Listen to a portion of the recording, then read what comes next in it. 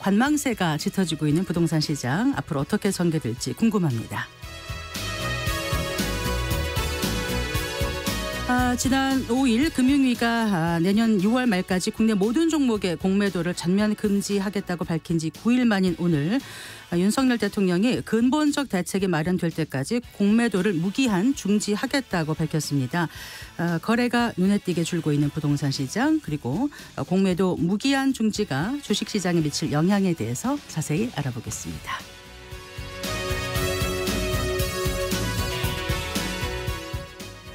네, 성기영의 경제쇼 출발하겠습니다. 유튜브도 함께 갑니다. 가을이면 이사철이라고 하는데 이 아파트 거래량이 여름 비수기 때보다 줄었다고 합니다. 그러면서 시장에 매물은 쌓이고 있다는데요. 최상욱 커넥티드 그라운드 대표와 함께 최근 부동산 시장 흐름 살펴보고 또 앞으로의 시장 전망도 해보겠습니다. 최상욱 대표님 어서 나오십시오. 네, 안녕하세요. 최상욱입니다. 네, 반갑습니다. 최근 부동산 시장 상승세가 둔화된 모습이죠. 네, 올해는 연초에는 시장을 많은 분들이 굉장히 좀 하락세가 작년이랑 같이 이어지지 않겠느냐, 네. 이렇게 연초에 상당히 좀 부정적인 전망을 했었던 것 같습니다. 그런데 2분기부터 특례보금자리론이 좀 시장의 마중물 역할을 했고, 그리고 3분기에는 50년 만기 주택담보대출 같은 게 마중물 역할을 하면서 시장을 좀 강세장으로 돌려 세웠거든요. 네. 그래서 전년도 하락폭이 서울 같은 경우에도 작년에 18% 넘게 지수 기준으로 빠졌었는데, 올해는 또 거기서 바닥에서 거의 한 10% 이상 올라왔기 때문에 네. 그 고점비 다 회복한 건 아니지만 강세장 분위기가 났거든요.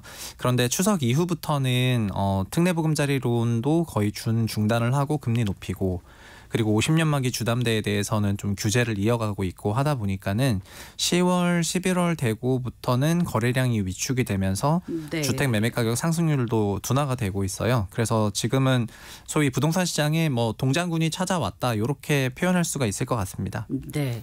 동장군 하면 이제 꽁꽁 얼어붙는다 이런 거란 말씀이신 거죠? 네, 거래량도 8월에, 그러니까 작년에 한국 부동산이 정말 말 그대로 얼어붙은 시장이 2022년인데 이때는 서울 기준으로는 월 평균 거래량이 1000건도 안 됐어요. 그거가 서울에 아파트가 180만 채가 있다고 생각하면은 1년에 10,000건 거래가 된 건데, 그거는 0.4% 거래가 된 거니까, 0.45% 거래가 된 거니까는 네. 서울에 있는 아파트가 한 바퀴 돌려면은 소위 거의 200년 필요하다, 이런 얘기가 되는 거거든요. 그만큼 거래가 위축됐다가 올해는 올라와서 8월까지 꾸준히 상승했고 3,800세대까지 월간 거래량이 올라갔었다가 지금 그게 다시 내려오고 있습니다. 네. 그래서 거래량 지표도 그 거래 신고가 30일 이내에 하게 돼 있기 때문에 후행적으로 계속 좀 보긴 해야 되겠지만 8월을 고점으로 거래량이 내려오고 있고요. 그리고 10월, 11월 들어서부터는 거래량이 3,000건 초반대, 그리고 다시 2,000건대 이렇게 내려가고 있으니까 시장에서 느끼는 그런 거래 관련 분위기도 굉장히 위축되고 있고 네. 침체돼 있다, 이렇게 보시면 지금 될 것 같아요. 말씀하시는 180만 채 월 평균 얼마, 이거는 아파트만 말씀하시는 거예요? 아니면 네, 아파트만 얘기한 거고, 서울 전체는 380만 호의 주택이 있어요. 그래서 네. 단독 빌라, 다가구, 연립을 다 포함해서 380만 호고 아파트가 180만 호 정도 되는데요. 네. 통상적으로 서울 아파트 매매 거래량을 보통 얘기를 많이 하거든요. 그래서 그 말씀 드렸습니다. 네, 그러면 평년에 이 정도면은 거래 절벽이다 하지 않고 그냥 보통의 평년 수준의 거래량은 월 평균 어느 정도 네. 좋은 질문이신데, 평균이라고 합니까? 2022년 전에 우리나라 서울 주택의 연간 평균 매매 거래량은 적을 때는 6만 건, 그리고 많을 때는 10만 건 이상 아파트 매매 거래가 있었어요. 연간. 예, 그래서 네. 월로 환산하면은 5천에서 8천 정도 네. 거래가 됐거든요. 네. 그게 22년에 월에 800건으로 내려가 버려요. 그러니까 거의 10분의 1 토막이 나게 되거든요. 그랬군요. 그리고 올해는 1분기에는 거래 위축이 이어졌었지만 2, 3분기는 꾸준히 올라서 이게 3,800까지 갔으니까 많이 회복을 한 거죠. 그러다가 지금은 다시 3,300, 또 2,800 이렇게 내려갈 것 같습니다. 네. 자, 그러니까 거래는 지금 좀 둔화되는 건 확실한 거고요. 네네. 그러면 매물은 어떻습니까? 예. 그것도 통상적으로 지금 4분기 들어서 거래 위축이 있는데, 그 상황에서 부동산 매도 물량은 크게 올라서 지금 한 8만 호 육박하는 수준으로 아파트 매도 물량이 올라와 있거든요. 이 아파트 매도 물량이라는 게 올해 뭐 한 달 전만 해도 7만 대였는데 네. 이게 올라오는 속도가 좀 심상치 않다 보니까는 그러니까 요약하면 8만 호 넘는 아파트 매도 물량이 있는데 월간 거래는 3천 건 미만이니까 거래가 소화가 안 된다는 말이 되는 거잖아요. 네. 그래서 아마 이런 것 때문에 시장을 조금 더 그 부정적으로 보시는 분들도 많아지는 것 같고, 그리고 올해 2, 3분기 그래도 하락세였던 시장을 돌려 세웠던 여러 특례 보금자리론 같은 프로그램들이 있었는데 네, 네. 이런 것들이 일단락된 구간이고 내년 3월까지는 재시행이 없거든요. 그러다 보니까 현재부터 내년 3월까지는 뭐 상당한 위축세가 이어지지 않겠냐 이렇게 전망하고 있습니다. 네. 그러면 그 매매 물건도 그 집계가 뭐 해마다 달마다 된 게 있나요? 네. 아까 이제 거래량은 뭐 연간 평균 6만이면 네네. 매물은 뭐 연간 평균 이렇게 나온 게 있나요 혹시? 아니요. 매물 데이터는 국토부가 공식적으로 그 공개하는 데이터는 아니고요. 네. 국토부는 거래량이랑 그다음에 인허 분양 물량, 착공 물량, 중공 물량 그리고 미분양 물량 이거를 월에 한 번씩 이제 데이터를 공개하고 있습니다. 그 아파트 매물 물량은 그 중개 거래를 담당하는 뭐 이제 몇 개 그 기업들에서 그 관련된 수치 정보를 제공을 하고 있는데 네. 이런 것들이 뭐 잘못된 정보는 아니기 때문에 그 인용들이 되고 있습니다. 그렇군요. 자, 상승폭은 둔화되고 거래는 줄고 매물은 늘고 네. 전형적인 이제 약세장 아까 말씀하신 대로 이렇게 가다가는 동장군을 맞이할 수 있다. 뭐 이런 생각이 들긴 하는데요. 네네 맞습니다. 왜 그렇다고 생각하시는지 좀 분석을 부탁드릴게요. 뭐 큰 단기적인 관점에서 보자면은 올해만 놓고 보자면은 올해 2, 3분기 시장을 조금 돌려 세웠던 게 정책 모기지라는 프로그램이었고요. 네네. 정책 모기지가 올해 40조 원 예산으로 시행이 됐거든요. 네. 그리고 3분기가 특히 크게 좀 강세장 분위기가 시연이 됐는데 3분기에는 월에 4조 원 이상씩 월에 5조 원씩 대출 나갔던 게 50년 만기 주담대였어요. 네. 이게 한 6월부터 10월까지 6, 7, 8, 9, 10 거의 이것도 거의 한 40조 정도 되는 그러니까 30조 정도 되는 물량이 나간 거거든요. 네. 그래서 가계대출 증가세가 올해 2, 3분기 때 좀 상당하게 큰 폭으로 나타났고 네. 이런 부분 때문에 좀 강세장 면모가 있었다가 10월부터 이 두 개가 다 동시에 꺼져버려요. 네. 그렇기 때문에 대출 수요 증가세가 10월, 11월부터 줄기 시작하면서 네. 지금 시장 침체가 조금 왔다 이렇게 보시면 될 것 같고요. 그러면은 이런 특별한 프로그램이 없을 때 는 뭐 어땠냐 하게 되면은 작년이라든가 그 더 과거를 보게 되는 건데 뭐 잘 아시겠지만 우리가 2022년부터 DSR이라고 하는 네. 가계대출 규제를 전면 시행을 했고요. 총부채 원리금 상환 비율. 네, 그 DSR 시행하고 나서부터 거래량이 평년에 반토막으로 줄어들었었거든요.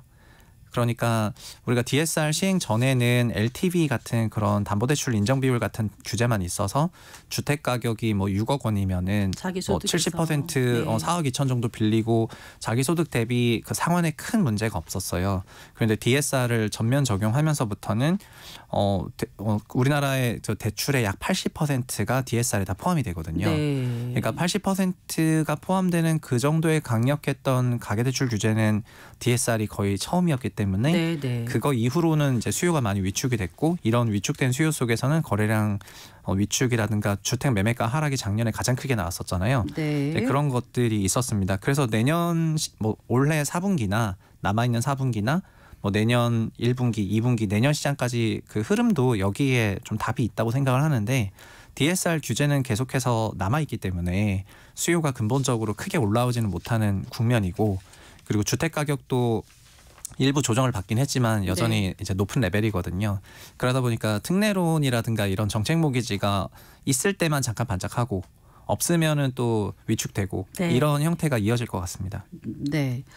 좀 너무 급하게 좀 많이 올라왔다 이런 생각 때문에 어떤 상승에 대한 어떤 피로감 뭐 이런 것도 있을까요? 네, 그거는 주택 가격이 좀 싸다 비싸다를 평가하는 기준이 몇 가지가 되는데요. 그게 우리나라 주택시장 전체가 우리나라 국민경제 대비 몇 배냐. 네. 이거가 GDP 대비 주택 시가총액 몇 배냐를 따졌을 때 현재 3배거든요. 우리나라 GDP보다 우리 GDP가 한 2,100조 원 좀 넘는데 그 주택은 6,200조 원 이상이기 때문에 거의 4배 육박하는 수준을 갖고 있고 그렇군요. 이거는 참고로 주식시장이 저희 1.5배가 안 돼요. 그래서 주식 대비 부동산이 GDP 대비 굉장히 고평가를 받고 있고 그리고 뭐 참고 삼아서 말씀드리면 미국은 정반대예요. 미국은 주식시장이 GDP의 2.5배고 네. 주택시장은 GDP의 1.5배를 갖고 있어서 미국은 주식으로 좀 투자를 하고 우리나라는 주택으로 투자를 하는 그런 자산이 주택에 많이 편중돼 있다는 걸 아주 단적으로 보여주네요. 네네. 네. 투자 대상으로 부동산을 많이 선택했기 때문에 나온 결과라고 볼 수 있고요. 네. 그리고 이건 국가 전체 레벨인데 개인 대상으로는 소득 대비 주택가격 비중이라고 해서 비율이라고 해서 PIR이라는 게 있는데 이 PIR 같은 경우에도 일부 내려오긴 했지만 장기 평균 PIR이 서울 지역만 하더라도 보통 10배, 8배에서 12배 사이를 왔다 갔다 했었거든요. 그래서 안 좋으면 8배, 뭐 강세장일 땐 12배 이랬었는데 현재는 16배 수준이기 때문에 네. PIR 레벨이 굉장히 높은 수준이고 16배 정도 되는 PIR이면은 자기 소득 대비 받아야 되는 대출액이 너무 커져서 현재 우리 DSR 40%를 적용하게 되면은 네. 그 가격을 우리 소득으로는 못 사요. 나오지가 않죠, 아예. 예, 네. 그래서 그러다 보니까 가격이 무조건 하락하냐 뭐 이런 게 아니고 가격이 장기간 횡보하더라도 네. 우리 소득이 올라갈 때까지 좀 그거를 구매력이 못 올라오거든요. 네, 네. 한 몇 년간 소득 성장이 있어야 그 현재의 명목 가격을 이제 살 수 있는 그런 구매력이 나올 거기 때문에 DSR 40% 규제 하에서는 수요가 크게 올라오긴 어렵고 그래서 전반적으로 이런 좀 침체되거나 위축되어 있는 그런 경향의 분위기는 장기간 이어질 것 같습니다. 네, 그렇죠. 경제 성장률 전망치가 높지 않고요. 지금 물가 상승률은 높고 그런데 구매력은 떨어지니까 네네. 당분간 이렇게 확 올라갈 만한 그런 상황은 펼쳐지기 어렵다라고 판단하신다는 말씀이신 거죠? 네, 우리나라 부동산이 뭐 지난 50년간 계속 올랐던 거는 사실인데 네. 그 계속 상승을 하는 거는 우리나라 경제 성장률이 계속 이제 플러스를 기록했던 기간이 압도적으로 많기 때문이고요. 다만 그 경제 성장률이 좀 위축이 됐을 때 뭐 97년이라던가 2010년도처럼 경제 성장률이 마이너스 위축됐을 때라던가 이럴 때는 주택 가격도 하락을 했었거든요. 네네. 이런 경우를 제외한 주택 가격 하락은 언제 나왔었냐면은 가계부채가 축소될 때 나왔어요. 그러니까 가계부채가 증가될 때는 큰 폭의 주택 가격 상승이 나왔었고요. 그게 98년부터 2005년까지였고요. 네네. 그리고 두 번째 가계부채 급상승기가 2015년부터 21년까지거든요. 네. 그래서 우리가 생각하는 그 주택시장 초강세장이었던 시점이 98에서 2005년, 15년에서 21년이기 때문에 가계부채 상승기와 정확히 매칭이 되고 네. 가계부채가 위축됐던 시점에는 주택가격이 하락세거나 약세장을 경험을 했는데 네. 그게 2003년에 카드 사태 있으면서 가계부채가 큰 폭으로 위축된 적이 있었어요. 네. 그때 우리나라 주택가격 상승률도 거의 마이너스 6박할 정도로 내려갔었고 그리고 2010년에서 12년 사이에도 가계부채가 위축됐을 때 네. 서울도 마이너스로 내려갔었거든요. 그때는. 그리고 가장 최근엔 2022년 네. 작년에 우리가 가계부채를 9조 원 상환할 정도로 마이너스를 기록을 했는데 처음으로 가계부채가 음수였습니다. 보통 가계부채는 네. 증가율이 꺾였지 항상 양수였는데 네. 작년은 최초의 음수를 기록을 했고 그래서 가격 기준으로는 18% 하락을 했거든요. 네. 그래서 주택시장은 크게 보면은 가계부채 사이클을 타왔습니다. 네. 그런 맥락에서 현재 뭐 정부 당국이나 금융부처의 전반적인 가계부채를 향한 스탠스는 가계부채가 이번 정부 들어서 증가율이 가장 낮은 건 사실이지만 지난 몇 번의 정부 동안에 너무나 높게 올라보다 보니까 여기서 좀 더 올라가게 되면은 더 위험해질 것 같아서 가계부채 부분에 대해서는 규제를 세게 하고 있거든요. 네. 그래서 앞으로 상당 기간은 대출 증가율이 높게 안 나올 거라고 보고 있고 그런 부분들이 시장에서도 그렇게 생각을 하면은 자연스럽게 뭐 강세장 분위기가 다시 시현되기보다는 좀 시장을 보수적으로 바라보는 사람들이 많을 수밖에 없고 이런 것들이 네. 거래라든가 가격이라든가 이런 데 영향을 미치고 있습니다. 큰 틀에서 보면 이제 집이 많으면 집값이 당연히 비싸지진 않을 것 같다는 생각을 일단 하게 되잖아요. 그래서 항상 이제 공급에 주목을 하게 되는데 네. 정부가 이제 부동산 시장 안정을 위해서 뭐 여러 가지 공급 대책을 내놓고 있는데 실제로 착공 실적이 중요하다면서요. 네. 네. 제가 대출을 말씀드린 건 수요 부분이고 네. 그다음에 분양과 준공은 그 공급 부분이거든요. 그래서 공급도 가격에 영향을 미치는 중요한 요인 중에 하나고 올해 그래서 시장에서는 이런 게 좀 있었는데 올해 주택 분양 시장이 좀 좋지 않다 보니까 네. 원래 평균적으로 연초에는 30만 호 정도 공급할 예정이었어요. 분양을. 네. 근데 현재 기준으로는 약 12만 호 정도 분양을 했고요. 이번 달 들어서 너무 밀어놨던 거를 내년은 더 안 좋을까 봐 내년에 올해보다 금리라든가 이런 부분에서 소득이나 소비나 이런 부분이 내년에 좀 더 부정적이라고 생각하기 때문에 지금 11월과 12월에 밀어내기 분양을 해서 이번 달에만 5만 호 분양을 하거든요. 올해 10월까지 12만 호 했는데 이달에만 네. 5만 호 분양을 하고 그리고 다음 달에도 상당한 물량을 분양을 할 것 같아요. 그래서 분양 물량이 올해 어쨌든 줄어들다 보니까 일각에서는 3년 후에 입주 물량이 줄어들어서 네. 3년 후에 입주 물량 줄어들면은 매매 시장이 다시 강세로 오지 않느냐 이런 얘기들이 좀 벌써부터 나오고 있는 것 같습니다. 그런데 그 정반대 사례가 뭐 2015년에 있었는데 우리나라가 평균적으로 30만 호 분양하는 나라였는데 2015년에 주택 경기가 돌아서면서 2008년 리먼 사태 때부터 분양을 못했던 몇 년간 묵혀놨던 물량들이 일제히 네. 분양되면서 그해 52만 호가 분양이 돼버려요.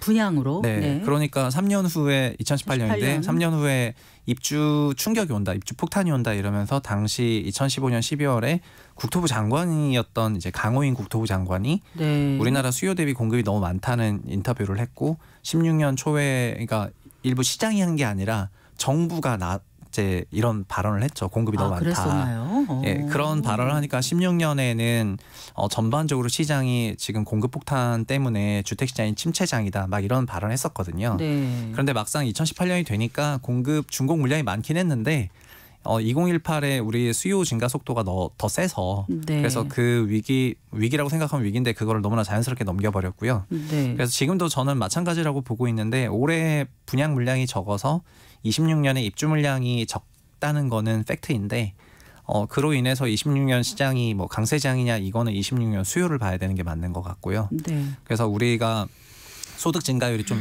괜찮고 성장률도 조금 괜찮고 그러면서 수요가 좀 견조하게 성장해 있는 상태에서 26년 환경을 맞이하게 된다면은 공급 물량이 적기 때문에 주택 가격 상승 압력이 높겠지만은 우리 성장률이라든가 수요 증가율이라든가 주택 가격이 여전히 소득 대비 너무 비싸다던가 이런 상태에서 26년을 맞았을 때는 그런 공급 충격이 크지는 않을 것 같다 이렇게 말씀드리겠습니다. 네. 지금 시중은행 주택담보대출 금리가 어느 정도죠? 시중은행 주담대는 네. 한은에서 발표하는 그러니까 금융위에서 발표하는 5개 은행 그러니까 민간은행 전체 평균 주담대 금리는 4% 중반이고요. 네. 다만 그 상하단이 굉장히 벌어져 있습니다. 하단은 거의 4.4, 4.5 이렇게 되어 있는데 상단은 뭐 7%까지 가 있거든요. 그래서 그 시중금리라는 말씀하셨던 그 주담대 금리는 우리가 그거를 상품금리라고 얘기를 하는데 그래서 금리는 뭐 기준금리 그리고 채권 같은 시장금리 네. 그리고 주담대나 전세대출 같은 상품금리 네, 이렇게 네. 있는데요. 올해 2분기, 3분기 주택가격 강세장일 때는 상품금리가 낮았어요. 그리고 지금 4분기 들어서는 상품금리가 올라갔습니다. 네. 그래서 이 상품금리 인상 기조가 내년에도 이어질 거라고 생각을 좀 하고 있어서 그래서 내년에 이제 주담대라든가 이런 대출 받으신 분들의 그 금리 압박이 조금 있는 상황입니다. 네. 뭐 이제 집이 지금 없거나 특별히 살 생각이 없는 분들 같은 경우는 금리가 오르건 내리건 큰 상관 안 할 수도 있지만 네. 기존에 이제 조급한 마음에 이렇게 집을 좀 무리해서 산 사람들도 많지 않습니까? 네네. 그게 언제였죠? 그 영끌이란 표현을 썼던 게 재작년 20년, 21년이었습니다. 그랬던가요? 네. 네, 네. 그때 어느 정도 샀을까요? 특히 젊은 20, 30대 청년들이 많이 샀다고들 하던데요. 네, 그게 39세 이하 가구가 네. 39세 이하 그 가구가 주택을 구입한 비중이 21년에 40%에 육박했거든요. 평균적으로는 뭐 20% 중후반인데 그때 그렇게 높아졌었기 때문에 39세 이하 가구 중 20대, 30대가 영끌을 한다 이런 표현들이 당시에 좀 많이 나왔었던 것 같습니다. 그리고 그게 지금 2년 지나서 한 22년 정도 됐을 때 주택시장이 하락을 하니까 이제 그게 그들에게 뭐 자산적인 측면에서 충격으로 갔었던 것 같고요. 그리고 그 당시에 영끌은 어떻게 보면은 그 문재인 정부 때 청약 가점제 100%라는 제도가 있었는데요. 네네. 그 가점제 100% 기준으로는 39세 이하가 높은 가점을 받기가 어려워요. 그래서 청약 시장에서 완전히 도태돼 버렸기 때문에 네. 그 수요가 기존 주택 시장으로 가게 되면서 그 비중이 높아진 것도 있거든요. 그래서 현 정부 들어서는 22년 말부터는 청약 가점제가 매우 완화가 됐고 이제 추첨제가 많아지면서 오히려 역으로 뭐 40대 이상의 분들이 좀 볼멘소리를 하고 계신데 지난 한 7년간을 놓고 보면은 한 5년 정도는 40대 이상 가구분들이 청약 시장의 주인공이셨고 30대 이하는 다 물러나 있었거든요. 지금은 다시 조금 반반 비중으로 올라왔기 때문에 어느 정도는 좀 밸런스를 갖는 그런 구간으로 온 것 같습니다. 네.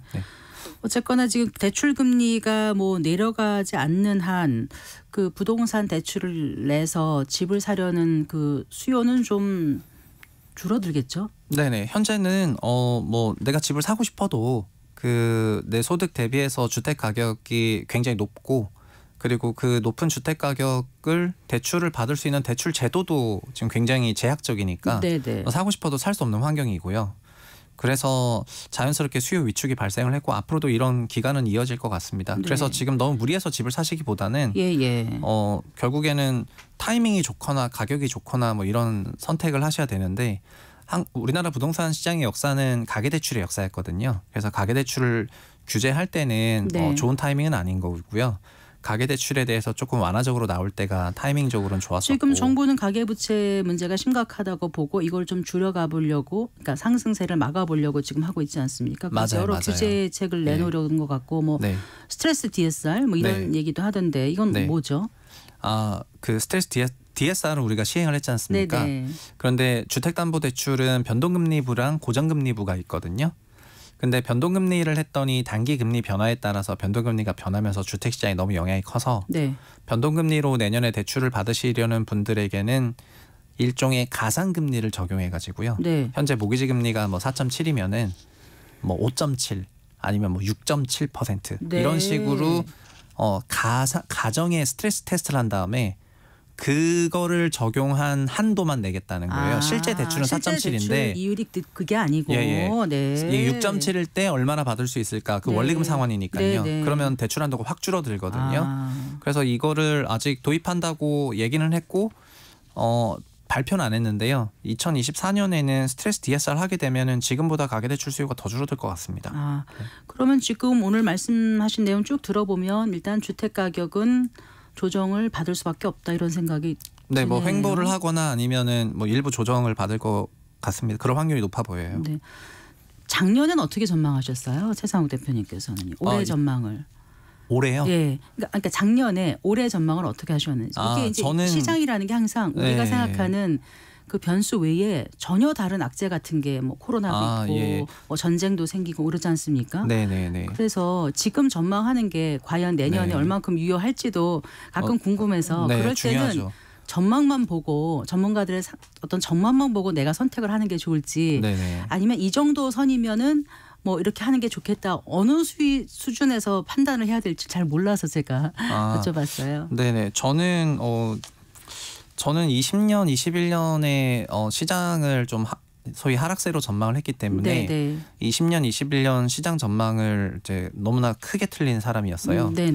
그리고 20년, 21년 전망이 틀린 이유는 가계대출이라는 수요가 공급보다 더 중요하고 세금보다 더 중요하다는 거를 좀 몰랐었기 때문인 것 같고요. 그리고 22년은 뭐 하락세 전망했는데 실제 하락세 왔기 때문에 그냥 그렇게 생각을 했고 23년 전망은 저는 올해도 추가 하락이 있을 거라고 봤어요. 봤었고 다만 정부가 특례모기지를 40조 이상 썼기 때문에 생각지 않았던 어떤 아니요. 저는 이걸 그래서 그냥 반짝 강세라고 그냥 한시적인 반짝 강세가 올 거라고 봐서 그렇게 얘기를 했습니다. 그래서 그게 9월에 끝났기 때문에 10월부터는 다시 약세장 될 것 같아 이렇게 말씀을 드렸고요. 그리고 내년 3월 전까지 특례론이 없기 때문에 약세장 분위기는 계속해서 갈 것 같고요. 3월 이후에 특례론 쓰게 되면은 잠깐 반짝 강세 있을 것 같고 특례론 소진되면 다시 약세 갈 것 같습니다. 흔히 우리 그런 얘기들 하지 않습니까? 총선 앞두면 부동산 무슨 그 좀 뭐 풀어주는 뭐 유혹하는 대책들이 많이 나온다 이런 얘기를 하는데 그런 게 실제로 영향이 있을까요? 이번 총선 전에 그 21대 국회 선거라던가 뭐 지방 선거라든가 대통령 선거에서는 부동산이 상당한 어젠다였다고 생각을 하고요. 다만 22대 국회 선거 때는 부동산이 큰 어젠다는 아닌 것 같습니다. 다만 이제 총선 전에는 항상 완화책이랑 막 여러 가지 부양책을 내기 때문에 센티먼트는 좋아지는데 네. 저는 이런 뭐 센티먼트 변화 이런 것도 다 좋지만 결국은 수요가 올라와야지 되고 네. 현재 소득이라든가 제도상 올라오기는 그러니까 DSR 규제를 하지 않아도 된다는 명분이 현재는 없다고 생각을 하거든요. 규제를 하지 않아도 될 명분이 없다. 네네네. 아, 네. 네. 그렇기 때문에 DSR 규제를 풀 수는 없고 네. 그러면 소득과 DSR이라는 규제가 유지가 되고 있는데 일부만 그러면 너무 충격이 있을까 봐 올해처럼 정책모기지를 쓰면서 어느 정도 급락은 막았었던 거였어요. 그래서 이렇게 그 미세 정책으로 급락을 막는 수준에서 점진적인 하향 안정화를 뭐 유도한다고 생각하기 때문에 네. 총선 때문에 부동산 시장의 전반적인 그 추세가 바뀔 거라고 아직은 생각 안 하고 있습니다. 네. 하나만 더 여쭤볼게요. 네. 보통 네가 살 집이면 아무 때나 그냥 지금 사면 돼. 끼고 살고 있으니까 오르든 내리든 상관없잖아. 전 이 말을 처음에는 맞다고 생각했는데 이 급등락이 심할 때는 그 말이 전혀 그렇지 않다는 생각이 들거든요. 저는 2020년부터 부동산은 너무나 레버리지와 금리 영향을 받는 금융상품의 성격을 갖고 있다고 생각을 하고요.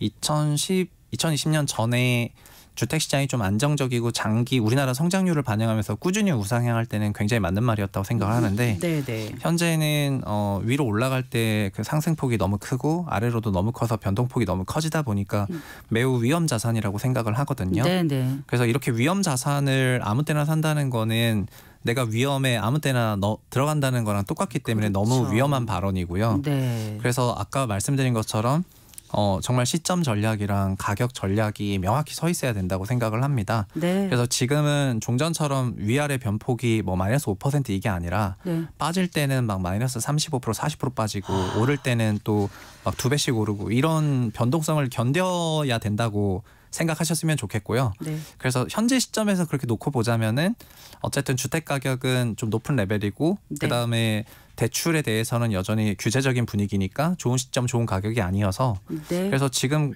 굳이 뭐 이번 달 다음 달 사실 필요 없이 좀 기다리셔도 되지 않을까 이렇게 생각합니다. 네, 잘 들었습니다. 고맙습니다. 네, 감사합니다. 네, 최상욱 커넥티드 그라운드 대표와 함께했습니다.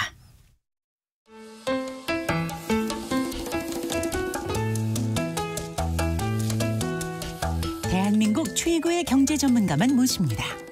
어렵고 지루한 경제 프로그램은 거부합니다. 유익하고 재미있는 경제쇼.